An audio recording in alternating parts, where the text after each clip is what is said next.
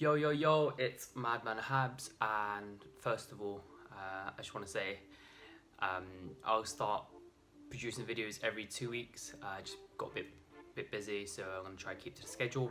But anyway, let's get to the crux of this video. I want to talk about a very worrying topic that a lot of secondary school students face. You face in life in general, but it almost starts. And it's quite commonplace in secondary school especially, and it's part of the secondary school series. So it can happen at any point in your life, but it's specific to this, it's more significant rather at this point in your life, just because you're quite fragile, you're quite low in self-esteem and confidence, and you can't bat away things. And so the topic I want to talk about today is bullying. And these are things that we're not aware of, or we may be aware of. So have you ever physically felt being harmed in a school environment, harassed, threatened, felt intimidated by another student, maybe what they do, what they say, what you've witnessed them do to others? So necessarily might not happen to you, but you can see it. So all these things can be categorized as bullying, and it's important that we are first aware of it, and second, do things to stop it and prevent it. So I hope you join this video. I'm going to talk about how you can tackle it as a student, or a victim, a witness, a parent, and even a school and teachers. So hope you enjoy the video.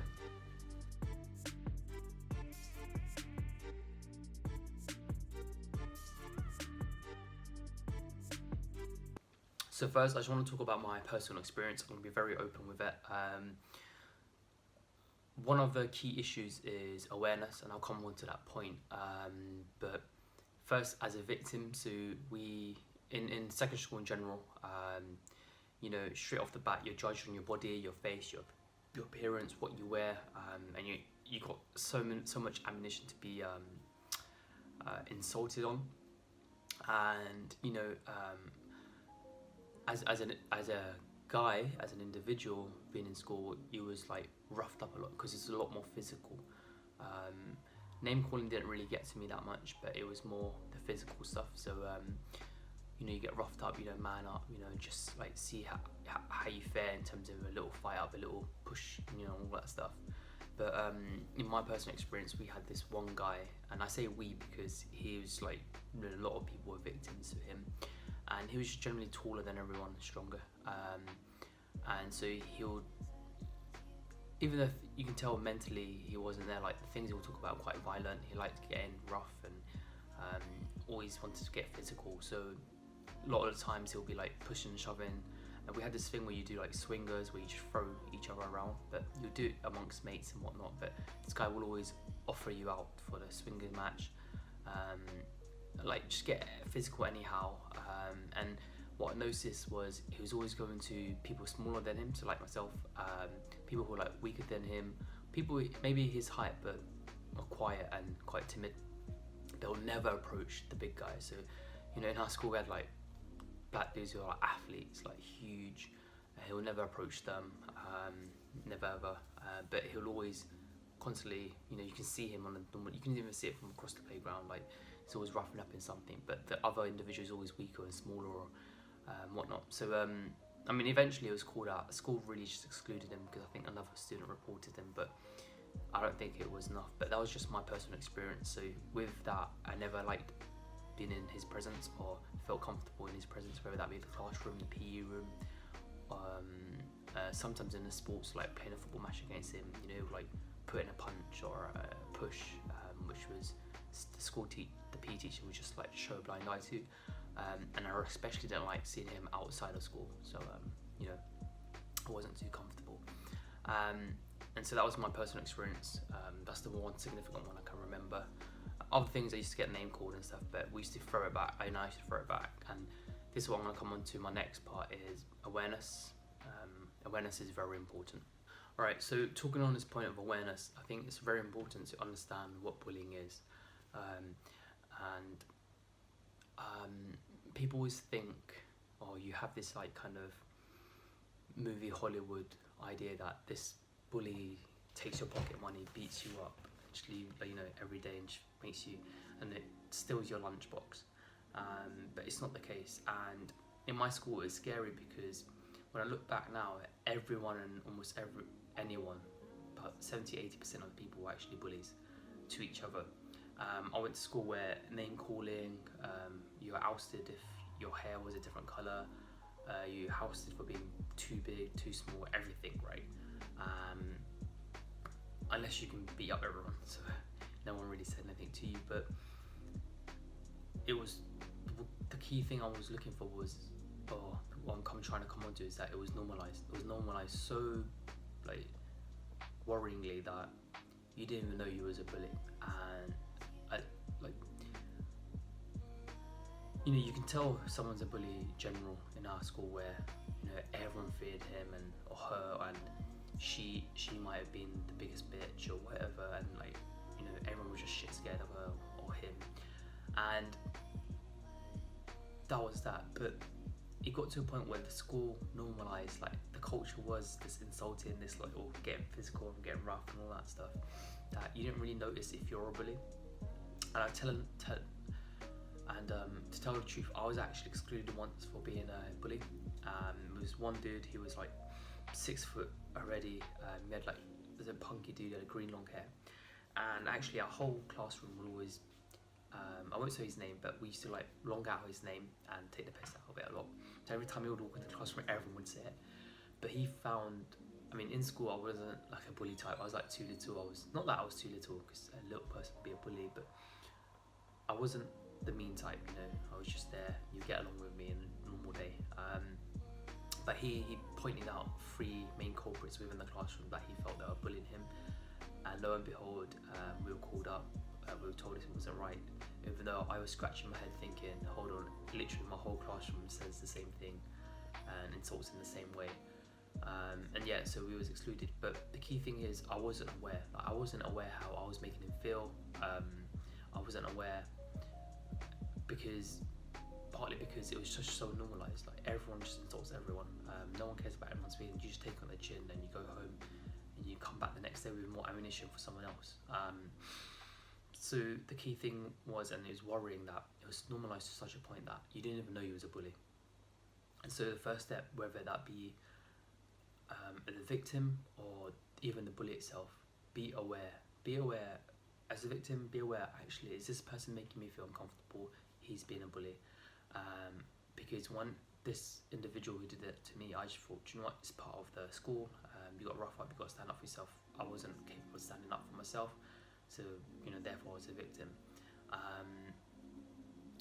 And then as the bully, so if I switch sides, when I was there and I was in that bullying role, I guess, I wasn't aware of the words that I say, how much damage is it causing damages, partly because it was already normalised, and I was also a victim of it, in terms of not the physical stuff, but in general, everyday school, every guy in my class was at one point, hey, you smell, hey, this, your mum, that, all that stuff. And in a state school, it's pretty tough. It's there, it happened, and I'm going to go into some of the ways in which you as a victim or a student in there that can deal with it, you as a parent, and most importantly, and I feel that the responsibility is on the school and the teachers. So let's get into that. So as a victim of bullying, people always talk about, hey, stand up to them, fight back, but they don't understand there's a lot more to it. So it's quite scary first to even fight back, especially if someone's got some power over you, and they say, oh, just go tell a teacher. But in its simplest form, it seems quite simple. Just tell someone, they'll sort it out. But you worry about the repercussions. I guess that's the best way to put it. What if, especially in my school, when you snitched on a bully, or you said this person bullied me, usually the bully knows who told on them. The school or the teacher don't really offer that much protection, and nor was their discipline that great. They would just exclude the kid for 3 days, bring him back, hoo-ha. And what you'd be worried about as a student is, okay, so I snitched on him, his friends now know, because he's probably spoken to his friends. Chances of friends like kind of being involved in the bullying is quite high. The second thing is, what about outside of school? You go to the same school, chance of you crossing the same path, you know, what are the repercussions then? And as a child, you worry about that a lot, you know, even as an adult, but mainly as a child, you know. Let's just take for an adult example. Okay, what if I was to snitch on this managing director at the bank, who's really doing my head in, being like sexist, you know, touching me inappropriately and all stuff as a female, because it does happen in the workplace. What are my career prospects like? Would I be ousted as a whistleblower? Would I be ousted as a, you know, so these are things that you always worry about and you think about before telling. So as a victim, what I would say is the best way to deal with it, you don't need to exactly go straight to the teacher or straight to the person, but just talk to someone about it. Talk to anyone and someone. The worst thing you can do is just sit in silence and take it and, like, you know, hate yourself or cry yourself out of it. It's tough, but just talk to anyone that you feel comfortable with. It could be your friends, it could be your parents, it could be a stranger, it could be Samaritans or someone that you feel that can support you and help you as well, and just to let it out. And I hope obviously these people do, you know, support you in some way. Ideally, you know, they go solve the situation, but it's important as a first step for you to let it out, speak to someone about it, because sometimes it might be a case where, let's just say, like I said, the bully doesn't know they're bullying, and you speak to someone and someone goes speaks to them and tells them, look, they don't like it, you could just stop. But there's other things to it, as in, you know, you holding this back down on yourself can be quite, it can make the experience worse, like the bullying experience worse, where you hold it to yourself and you're upset and whatnot. It's always better to let out, talk to someone. So I recommend just talk to anyone. It doesn't have to be a teacher. Just talk to your friends or family members or like a guideline. I mean, not guideline, a helpline. As you know, so the channel's all about advice. I'm going to advise each group, but I actually want to advise the bullies. Because it's quite unfair just to pick them out and say, hey, you're a bully, you're a bad person, that's it. I think if you are a bully, or you're not sure if you are a bully, because most times we don't know, or sometimes we don't know, actually be aware of your surroundings. Sit back and think, in this 1 hour, 30 minutes or 20 minutes, think, is there anything that you're saying, you're doing, or you're like, in the way you're acting back in school, that's actually causing aggravation, fear or worries to another student or even a teacher, especially a student, because obviously the topic we're talking about. Think about it. When I go into school, do I make someone feel feared? Am I physically, you know, attacking them in a way that they don't want to be attacked? And or am I saying things that they don't find nice? And it's going to affect them. And if you're really unsure and you're like, I'm not too sure, I do name call this person and I think they take it as a joke, the best thing for you to do is actually go up to them and say to them, hey, I know we have a little bit of banter and I call you this, this and this. How do you feel about it? Do you feel like genuinely, and be genuine and open, just say, you know, tell them your intentions. You know, if your intention is, I just want to do it for banter, I don't mean to hurt you, but if it does, I'll stop. And let them just open up and tell you what they don't like. And when they do respond, just take it. Don't take it too personally, just take it in the view of them. If these are the feelings they're feeling when you say these things to them. So whether it is, even if you think, oh, that's nothing, stop it. Because essentially, the end of the advice is stop the bullying. We don't need bullies. It creates a negative space. There's no one winning out of it, and in fact you're making someone else's life miserable, which makes you a complete dick. The second thing requires a little bit deeper thinking. So now that you identified, okay, things I'm doing aren't good, why did I think it was acceptable? And you need to think, why did you think it was alright to do that? It might be a bit deep to think about it, but you should. especially if you're thinking of self-improvement, and you need to trace it back to the source. Maybe it's the fact that you're at home and your brothers and sisters are punching and kicking you as a joke, playing around with you, and you think it's normal, and then you go do that in school because you think it's normal. It's normal to kick and punch other students as a joke, and then you still need to think about, how do you feel about that happening? Your brothers and sisters punching and kicking you. Now, some of you might say, "Hey, do you know what? I'm cool with that. That's normal." But then you have to ask the question: would you prefer a life without being punched and kicked by your sisters or your siblings, or would you prefer a life, everything included, but then also punching and kicking you? And it could go back to some other things as well. So if you think name calling other people, calling them stupid things, is fine. Go back to the source and go back to your upbringing and think, was I being name called by a neighbour or a sibling or a parent or mum and dad, and do I like it? And if you think it's normal, then would your life be better without it completely? So having your mum and dad call you by your name, or not by this nickname that you don't really like, or this horrible name, or being called a cunt or dickhead or whatever it is, right? So you as a bully, these are the advice I could give to you. One, be aware. That's the key thing, I guess, and take actions on those awareness points. So if you're aware or you're not sure, clarify. So if you're not sure if you're causing pain to this individual student, this person, then clarify it up with them. And then the second thing to do is the things that you do, why did you think it's normal, why did you think it's acceptable, and have a think, and also try and make changes in those lives, because in those aspects, because it might be a case that you're actually being bullied, and you also need to now go talk to someone to figure it out. And maybe you can also stand up for yourself and talk to the parent and tell them, because I had this funny situation where one of my friends was actually being bullied by I won't go too much into the detail, but it was like a friend of a friend, and he didn't like the situation, but the other friend would hang with them, and he hated being in the same room with them. And we're talking about they weren't even young kids, they were like 28, 29, 30, and he got to a point where we slowly figured out that the bully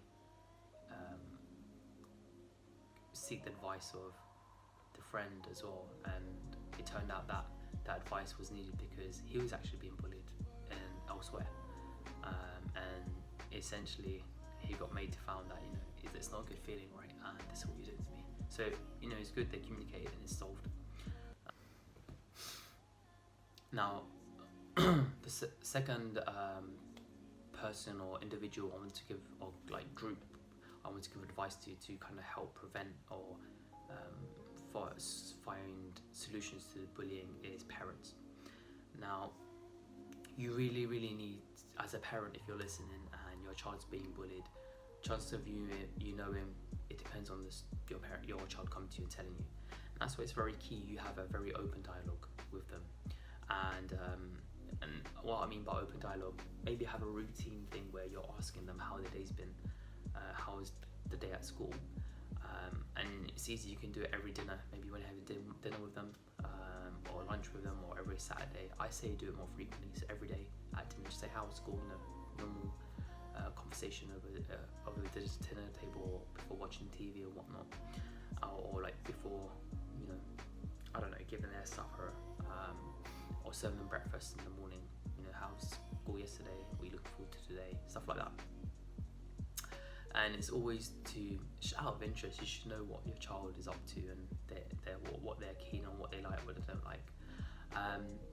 Now, a lot of parents might kick back and say, actually, it's quite hard for my child to open up like this. We never have this discussion. Try get into it, but the best thing to do is make it a habit very early on. So going back before even secondary school, during primary school, ask them, how has it been? Keep that routine up. Because the key thing I think you'll find here is that sometimes a child might not say much about it. So even though there's open dialogue, they might not tell you that they're being bullied, but you as a parent who's habitually asked them how's their day been and how are things, we're humans, right? We can pick up and sense feelings, and I'm pretty sure as a parent to a child you can pick it up like that. So Can you imagine where you're every day at dinner, you're asking your child how everything's been, and one day you can notice signs of like him upset, him stumbling, or her, you know, like getting tearful, or her not talking as much. Then you should figure out that she may have some issues or something's not right, whether that be bullying, whether it be other issues. But you keeping that constant habitual process going, it'll only help, and having an open dialogue will definitely help, because once you do find out the cause of the issue, then of course to you is it's in your hands to try to help them, support them. Now, it sounds stupid, but a bit of advice: don't go straight to the bully. You're a parent, this is a child, they're not mentally developed yet. It's even more threatening, and you could almost be a bully when you go up to the child and say, hey, you're starting on my kid, blah blah blah, because you make them feel intimidated and threatened. And then you can go to parent wars. So the best thing for you to do is probably go to the school, tell them this situation that's happening, this is what's happening, sit with your child, sit with the teacher. And I think the best thing to do is ask them to bring in the other child and the other child's parents, and then solve it from there. I've had an experience where I reported the bully, and all that happened was he was kicked out of the class for a while, and that's it. But the fact that he could continue doing it was obviously obvious. It would have to still continue outside of school as well. If he was to ever see me, it would still be an intimidating situation where I don't think it was solved. I felt the school didn't do enough. So as a parent, push for yourself to come into the school with your child, with the teacher, and the parent and child of the other person. If they don't comply, say the school, then refuse to take your child to the school. You know, why would you want your child to suffer, feel threatened in an environment that's not safe for them? No parent would want an unsafe environment for their child, especially when you have to leave that child there and you're off to work and they're 9 to 5 p.m. in that playground. So the last group of people or category I want to give advice to is schools. These are including the teachers, the people that are in charge of student welfare, the head teachers, whoever it is that's running the school and having a say on student welfare. You guys need to take note. Now, no matter how bad or big the bully is, he can be the biggest, or she can be the biggest, baddest wolf, or the evil grandma or the witch or whatever, right? Ultimately, it's the school's responsibility to just make sure that no one is being bullied at school, and if they are, it's put to a stop as soon as. And if it continues, then the school is at fault, and they should accept and realise that they are a lot of fault. What I found from my experience in being in some of these, like being in a state school in there, is that a lot of it's reactionary, and someone has to say something big has to happen, and then they'll react. Some kid has to, self-harm or commit suicide or whatever it is, right? And for me, that's a bit too late. They need to be proactive. The second thing is, when it does happen, the schools need to take key actions that are sufficient enough or big enough or significant enough to make sure that this doesn't happen again. I remember when I told them off or whatnot, I'm not told off, told the teacher this XYZ person was bullying me. He got removed from classrooms, but nothing significant happened to him. I knew if I ever met him outside of school, I would still be subject to the same like physical abuse and whatnot, or like punch or little kick or push around, like, hey Abs, how's it going? All of that stuff. And so for me, it wasn't sufficient. And what they should be doing is sitting down with the student who's been the victim, for example, maybe even bring the bully in with the teacher, the parents of both, so they're both aware, and have a proper sit down and understand what's happening, why is it happening, and why it needs to stop, and even the consequences. What if this occurs again? What's going to happen to the student? That's being a bully. The second thing I talk about is being proactive. So proactive, you need to the school needs to take measures and steps to make sure that they reach out to students before students reach out to them. Now, in schools, you have things like citizenship classes. You can have general course classes and whatnot.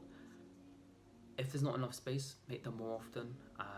for example, you need to talk about other things. And I realised these classes are quite general, and there's enough time to include this in. Students need to be made aware of what bullying is, what actions and things they say and do can cause bullying, and ways to stop them, or make sure it doesn't happen again.